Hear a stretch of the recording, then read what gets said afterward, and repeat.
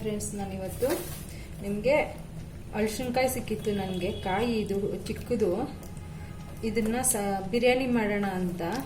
ಇದು ನಾನು 1 kg ಇತ್ತು, ಕಟ್ ಮಾಡಿ ಅರ್ಧ ತಗೊಂಡಿದ್ದೀನಿ. ಈಗ ಇದರಲ್ಲಿ ನಾವು ಬಿರಿಯಾನಿ ಬಂದು ನಾರ್ಮಲ್ ಮಸಾಲೆಯಲ್ಲಿ ಬಿರಿಯಾನಿ ಇದನ್ನ ಮಾಡಬಾರ್ದು. ಇದಕ್ಕೆ ಅಂತ ಸಪ್ರೇಟ್ ಮಸಾಲ ಬರುತ್ತೆ. ಇದು ನೀವು ಮದುವೆಗಳಲ್ಲಿ ತಿಂದಿರ್ತೀರಾ. ಇದ್ರ ಜೊತೆ ಡಬಲ್ ಬೀನ್ಸ್ ಹಾಕಿ ಮಾಡಿರ್ತಾರೆ. ತಮಿಳ್ನಾಡು ಕಡೆ ಮದುವೆಗಳಲ್ಲೇ ಇದು ಜಾಸ್ತಿ ಮಾಡೋದು, ಕರ್ನಾಟಕದಲ್ಲಿ ಸ್ವಲ್ಪ ಕಮ್ಮಿ. ಬಟ್ ಟೇಸ್ಟ್ ಅಂತೂ ತುಂಬಾ ಚೆನ್ನಾಗಿರುತ್ತೆ. ಎಲ್ಲ ಬಿರಿಯಾನಿ ಮಸಾಲೆಗೆ ಹಾಕೋ ಪೌಡ್ರೆ ಬೇರೆ, ಇದಕ್ಕೆ ಹಾಕೋ ಮಸಾಲೆ ಪೌಡ್ರೆ ಬೇರೆ. ಯಾಕಂದ್ರೆ ಇದಕ್ಕೆ ಕೊಬ್ಬರಿ ಏನು ಯೂಸ್ ಮಾಡೋದಿಲ್ಲ. ಇದು ನಾನು ಒಂದು ಮದುವೆಯವ್ರ ಹತ್ರ ಕೇಳಿ ತಿಳ್ಕೊಂಡಿದ್ದೆ ಒಂದ್ಸಾರಿ. ಇದು ನಾನು ಮಾಡ್ತಿದ್ದೀನಿ ಈಗ. ಇದು ನೋಡಿ, ಸೋಂಪು ಅರ್ಧ ಸ್ಪೂನ್ ತಗೊಂಡಿದ್ದೀನಿ, ಧನಿಯಾ 1 ಸ್ಪೂನು, ಮತ್ತೆ ಏಲಕ್ಕಿ 2, ಲವಂಗ 5, ಕಾಳುಮೆಣಸು 1/4 ಸ್ಪೂನ್ ಇದೆ, ಚಕ್ಕೆ 3 ಇದೆ, ಜೀರಿಗೆ ಇದೆ. ಎಲ್ಲ ಬಿರಿಯಾನಿಗೂ ನಾವು ಜೀರಿಗೆ ಹಾಕಲ್ಲ, ಇದಕ್ಕೆ ಹಾಕ್ತಿವಿ. ಇದು ಬಿರಿಯಾನಿ ಹೂವು ಅಂತಾರೆ. ಇದನ್ನ ಬ್ಲ್ಯಾಕ್ ಫ್ಲವರ್ ಅಂತಾನೋ ಅಂತಾರೆ, ಸ್ಟೋನ್ ಫ್ಲವರ್ ಅಂತಾನೋ ಅಂತಾರೆ. ಇದು ಕರೆಕ್ಟಾಗಿ ನನ್ಗೆ ಕನ್ನಡದಲ್ಲಿ ಗೊತ್ತಿಲ್ಲ. ಇದು ಪಲಾವ್ ಎಲೆ. ಇದು ಅನಾನಸ್ ಹೂವನ್ನ ಅರ್ಧ ಕಟ್ ಮಾಡಿ ತಗೊಂಡಿದ್ದೀನಿ, ಮಸಾಲೆ ಜಾಸ್ತಿ ಆಗುತ್ತೆ ಅಂತ ಅರ್ಧ ತಗೊಂಡಿದ್ದೀನಿ. ಇಷ್ಟನ್ನು ಇದು ನಾವು ಲೈಟಾಗಿ ಹುರ್ಕೊಂಡು ಪೇಸ್ಟ್ ಮಾಡ್ಕೋಣ, ಚೆನ್ನಾಗಿರುತ್ತೆ. ಪೇಸ್ಟ್ ಮಾಡಿದ್ರೆ ಹಸಿ ವಾಸನೆ ಹೋಗುತ್ತೆ. ಫ್ರೆಂಡ್ಸ್, ನಾನು ಇದಕ್ಕೆ ಎಣ್ಣೆ ಏನು ಹಾಕೊಂತ ಇಲ್ಲ, ಹಾಗೆ ಇವೆಲ್ಲ ಹಾಕೊಂಡು ಸ್ವಲ್ಪ ಲೈಟಾಗಿ ಹುರ್ಕೊಂತ ಇದ್ದೀನಿ, ಹಸಿ ಸ್ಮೆಲ್ ಹೋಗ್ಲಿ ಅಂತ ಅಷ್ಟೇ. ಇದರಲ್ಲಿರೋ ಯಾವ್ದು ಮಸಾಲೆ ಮಿಕ್ಸ್ ಮಾಡಿದ್ರು ಏಲಕ್ಕಿ ಅಂತ ಮಿಕ್ಸ್ ಮಾಡಬೇಡಿ. ಇದಕ್ಕೆ ಏಲಕ್ಕಿಯಿಂದನೇ ಒಳ್ಳೆ ಫ್ಲೇವರ್ ಬರುತ್ತೆ.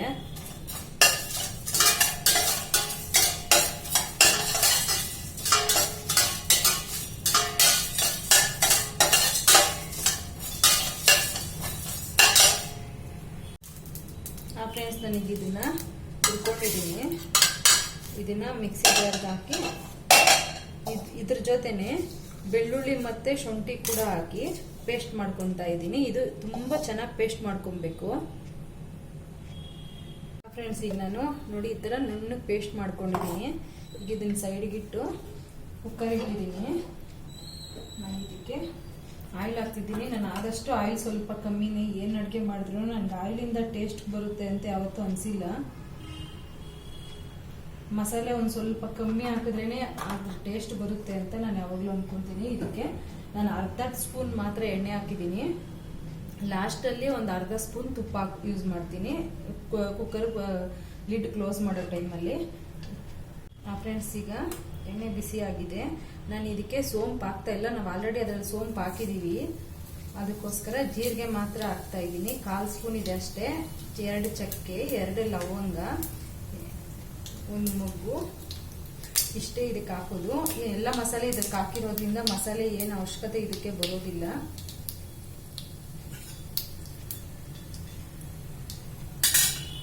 ಆಗಿದೆ ಇದು. ಇದಕ್ಕೆ ಈರುಳ್ಳಿ ಹಾಕ್ತಾ ಇದ್ದೀನಿ. 2 ಗ್ರೀನ್ ಚಿಲ್ಲಿ ಹಾಕ್ತಾ ಇದ್ದೀನಿ. ಯಾಕಂದ್ರೆ ಇದಕ್ಕೆ ಖಾರದ ಪುಡಿನೇ ಟೇಸ್ಟ್ ಚೆನ್ನಾಗಿರೋದು, ಅದನ್ನು ನಾನು ಹಾಕ್ತೀನಿ. ಅದಕ್ಕೋಸ್ಕರನೇ 2 ಗ್ರೀನ್ ಚಿಲ್ಲಿ ಹಾಕಿದ್ದೀನಿ.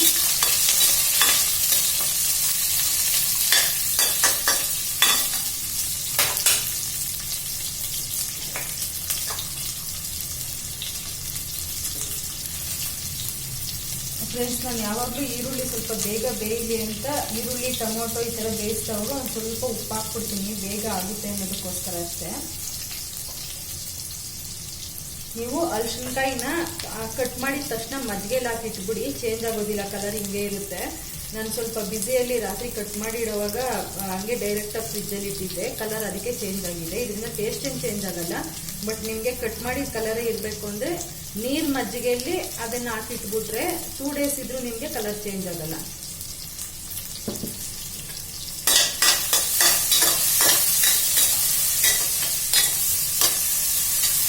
ನಾನು ಈರುಳ್ಳಿ ಕೂಡ ಅರ್ಧನೇ ಹಾಕಿದ್ದೀನಿ.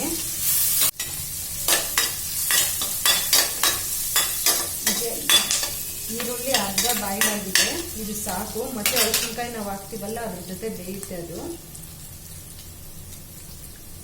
ಫಸ್ಟೇ ಮಸಾಲೆ, ಇದಕ್ಕೆ ಫಸ್ಟೇ ಮಸಾಲೆ ಹಾಕ್ಬಾರ್ದು. ಫಸ್ಟೇ ಮಸಾಲೆ ಹಾಕಿದ್ರೆ ಅಳಸಿನಕಾಯಿ ಬೇಯೋದಿಲ್ಲ.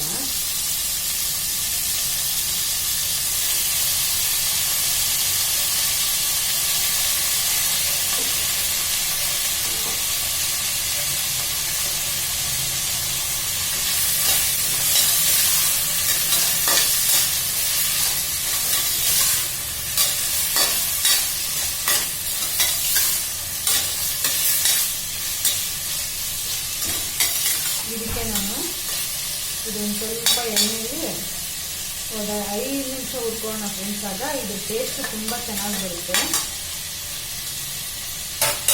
ನಾನು ಇದಕ್ಕೆ ಬಟಾಣಿ ಯೂಸ್ ಮಾಡ್ತಾ ಇದ್ದೀನಿ. ನೀವು ಡಬಲ್ ಬೀನ್ಸ್ ಯೂಸ್ ಮಾಡ್ಕೊಬೋದು. ನಾನು ಬಟಾಣಿ ಮೊಳಕೆ ಕಟ್ಟಿಟ್ಟಿದ್ದೀನಿ ಬಟಾಣಿನ, ಅದನ್ನೇ ಯೂಸ್ ಮಾಡ್ತಾ ಇದ್ದೀನಿ ಫ್ರೆಂಡ್ಸ್. ನಾನು ಇದಕ್ಕೆ ತಟ್ಟೆ ಮುಚ್ಚಿಟ್ಟು ಬೇಗ ಉರಿತಿದ್ದೀನಿ. ಒಂದು ಸ್ವಲ್ಪ ಫಾಸ್ಟಾಗಿ ಆಗುತ್ತೆ ಅನ್ನೋದಕ್ಕೋಸ್ಕರ ಸ್ಟವ್ ಫುಲ್ಲು ಕಮ್ಮಿ ಇಟ್ಟಿದ್ದೀನಿ. ಆಗ್ಲೇ ಇದೊಂದು ಸ್ವಲ್ಪ ಚೆನ್ನಾಗಿ ಬೇಯುತ್ತೆ. ಇಲ್ಲಾಂದರೆ ತಲೆ ಎಲ್ಲ ಅಂಟುಬಿಡುತ್ತೆ. ಬೇಗನೆ ಆಗುತ್ತೆ, ತುಂಬ ಇದೇನು ಲೇಟ್ ಆಗೋದಿಲ್ಲ. ನೋಡಿ ಫ್ರೆಂಡ್ಸ್, ನಾನೀಗ ಒಂದು 3 ನಿಮಿಷ ಹುರ್ಕೊಂಡಿದ್ದೀನಿ. ಈಗ ಇದಕ್ಕೆ ಟೊಮೊಟೊ ಹಾಕ್ತಾ ಇದ್ದೀನಿ. ಇದು 2 ಟೊಮೊಟೊ ಇದೆ. ಇದಕ್ಕೆ ಬಟಾಣಿ ಕೂಡ ಹಾಕ್ಬಿಡ್ತಾ ಇದ್ದೀನಿ.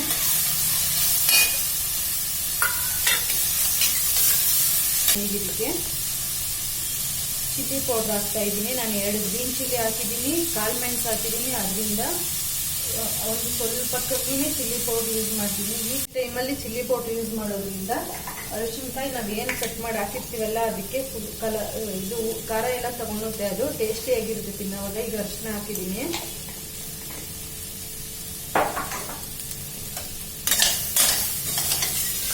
ಆಗಲೇ ಸ್ವಲ್ಪ ಉಪ್ಪು ಹಾಕಿದ್ದೆ,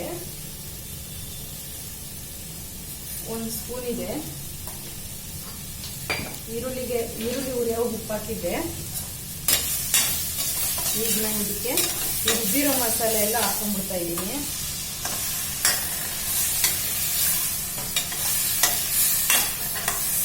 ಇಲ್ಲೇನೆ ಅಳತೆ ಮಾಡಿ ನೀರು ಹಾಕೊಂತ ಇದ್ದೀನಿ. ಮಸಾಲೆ ಹಾಕೋ ಕೂಡ ನಾನು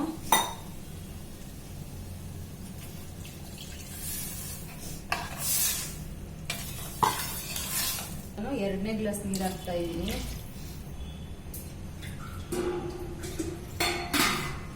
ನಾನು ಈ ಗ್ಲಾಸಲ್ಲಿ 1 ಗ್ಲಾಸ್ ಅಕ್ಕಿ ತಗೊಂಡಿದ್ದೀನಿ ಫ್ರೆಂಡ್ಸ್. ಅದಕ್ಕೋಸ್ಕರ 2 ಗ್ಲಾಸ್ ನೀರು ಹಾಕ್ತಾ ಇದ್ದೀನಿ.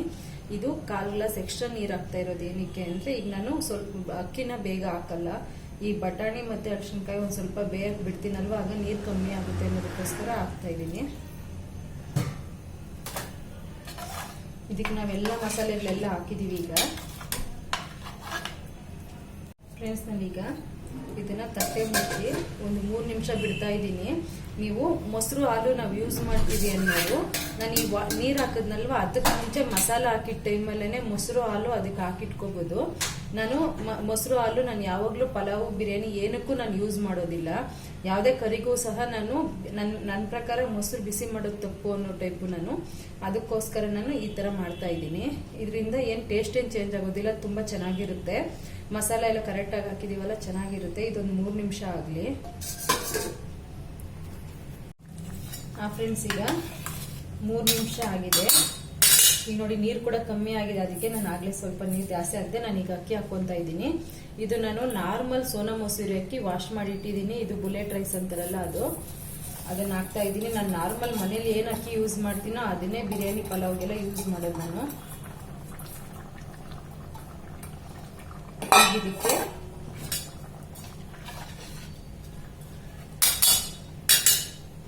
ಈಗ ಇದಕ್ಕೆ ನಿಂಬೆಹಣ್ಣು ಹಾಕ್ತಾ ಇದ್ದೀನಿ. ನಿಂಬೆಹಣ್ಣು ಜ್ಯೂಸ್ ಹಾಕಿದ್ರೇನೆ ಉದುದ್ರಾಗಿ ಬರುತ್ತೆ. ಇದು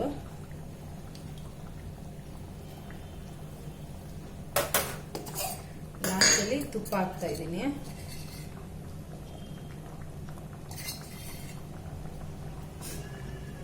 ನೀವು ಒಂದು ಅರ್ಧ ಸ್ಪೂನ್ ಹಾಕೊಳ್ಳಿ ಅಷ್ಟೇನೆ. ನಾವು ಯಾವತ್ತೂ ಅಷ್ಟೇ ಪಲಾವು ಬಿರಿಯಾನಿಗೆ ಇಲ್ಲ ನಾವು ಎಣ್ಣೆ ಹಾಕ್ತಿವಲ್ಲ ಫಸ್ಟ್, ಆಗ ಅರ್ಧ ಎಣ್ಣೆ ಅರ್ಧ ತುಪ್ಪ ಹಾಕೊಬೇಕು. ಇಲ್ಲಾಂದ್ರೆ ಈ ಟೈಮಲ್ಲಿ ಹಾಕಿದ್ರೆ ನಮಗೆ ತುಪ್ಪದ ಫ್ಲೇವರ್ ತುಂಬಾ ಚೆನ್ನಾಗಿ ಬರುತ್ತೆ.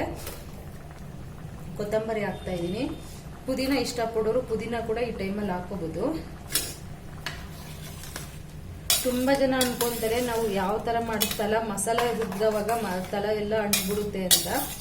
ಅಲ್ಲ, ಅದು ನಾವ್ ಈ ತರ ಎಲ್ಲ ಮಸಾಲೆಗಳೆಲ್ಲ ಹಾಕಿ ಅಕ್ಕಿ ಎಲ್ಲ ಹಾಕಿದ್ಮೇಲೆ ಈ ತರ 1-2 ಸಾರಿ ಮಿಕ್ಸ್ ಮಾಡಿ ಯಾವಾಗ್ಲೂ ಕ್ಯಾಪ್ ಹಾಕ್ಬೇಕು. ಇಲ್ಲ ಅಂದ್ರೆ ಹಾಗೇ ಆಗುತ್ತೆ. ಆ ತರ ಈ ತರ ಚೆನ್ನಾಗಿ ಮಿಕ್ಸ್ ಮಾಡಲೇಬೇಕು. ಮಸಾಲೆ ಎಲ್ಲ ಕೆಳಗಡೆ ಕೂತಿರುತ್ತಲ್ವಾ, ಅದಕ್ಕೋಸ್ಕರ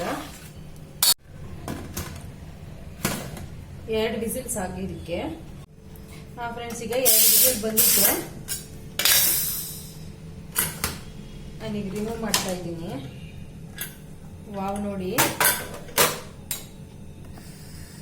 ಎಷ್ಟು ಚೆನ್ನಾಗಿ ಬಂದಿದೆ.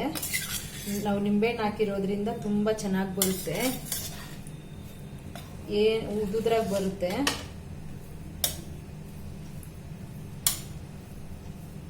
ನೋಡಿ ಕರೆಕ್ಟಾಗಿ ಬೆಂದಿದೆ ರೈಸು.